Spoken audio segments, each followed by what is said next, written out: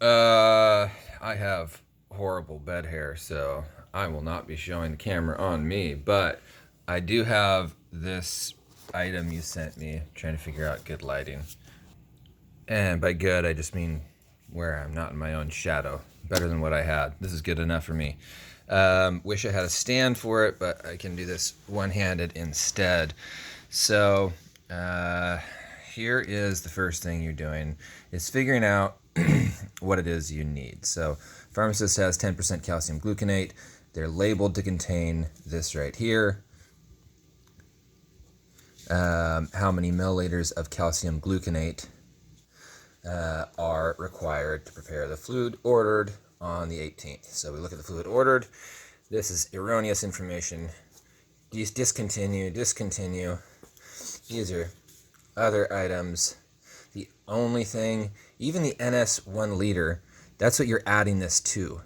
But milliequivalents of calcium gluconate and then the rate.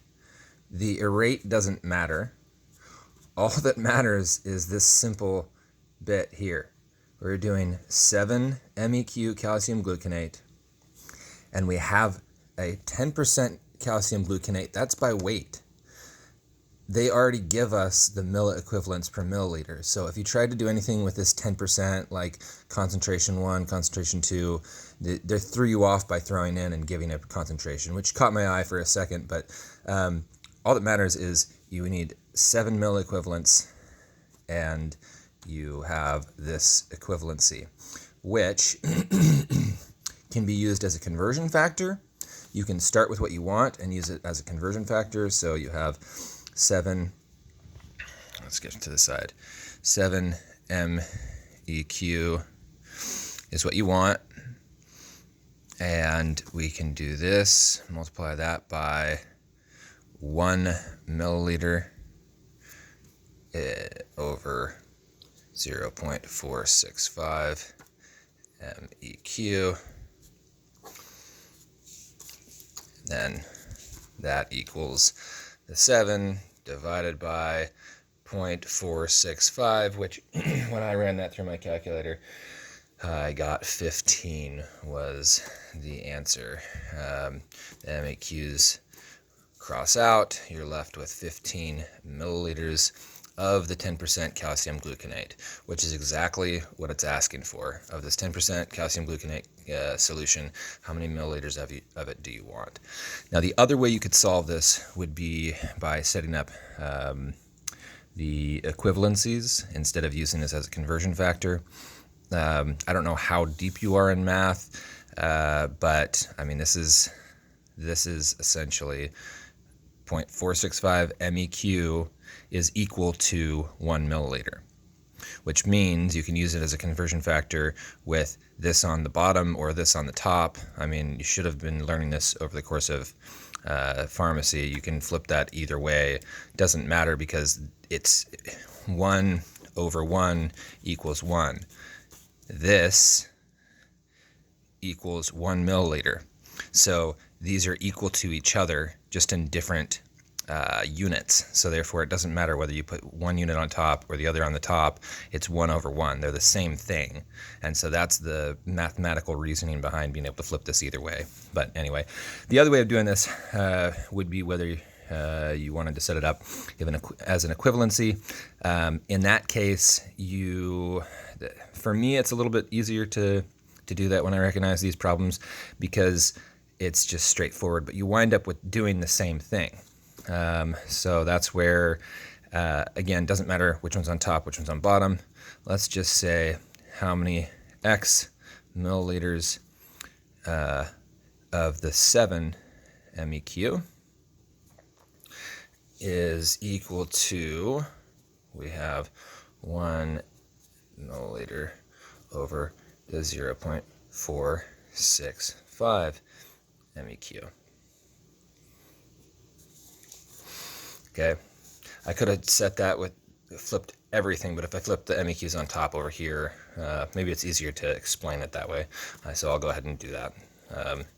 I like it as is because it's easier to solve mathematically, but for explanation purposes, I will do this. X milliliters 0.465 MEQ over 1 milliliter. So the way this is laid out is it says I have 0.465 MEQs per 1 milliliter. The one's implied again up here because it's that many MEQs per milliliter per 1, right? So I have that many per 1 milliliter. So I want 7 in how many milliliters?